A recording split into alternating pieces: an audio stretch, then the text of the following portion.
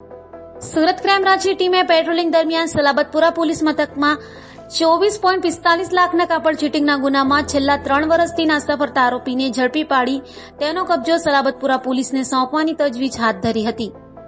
સુરત શહેર વિશ્વભરમાં ટેક્સટાઇલ અને કાપડ માર્કેટમાં સારી નામના ધરાવતું શહેર છે, જેમાં ઘણા બધા લેભાગુ બની બેઠેલા કાપડના વેપારીઓ કરોડો રૂપિયાનો કાપડનો વેપાર કરી દુકાનો બંધ કરી સુરત શહેર છોડી ભાગી જઈ ગુનાઓ આચરતા હોય છે, જેના લીધે સુરત શહેરની છબી ખરડાઈ છે.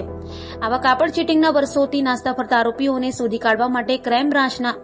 નાયબ પોલીસ કમિશનર નાઓએ સુરત ક્રાઇમ બ્રાન્ચને સૂચના આપી હોય, જે અન્વયે સુરત ક્રાઇમ બ્રાન્ચની અલગ અલગ ટીમો વર્કઆઉટમાં હતી.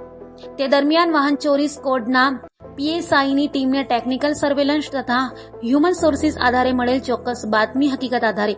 24.45 લાખ રૂપિયાના કાપડ ચીટિંગના છેલ્લા 3 વર્ષથી જ સલાબતપુરા પોલીસ મથકમાં નાસ્તા ફરતા આરોપી અશોક બદ્રીપ્રસાદ શર્માને સરદાર માર્કેટ વિસ્તારમાંથી ઝડપી પાડ્યો હતો અને તેનો કબજો સલાબતપુરા પોલીસને સોંપવાની તજવીજ હાથ ધરી હતી.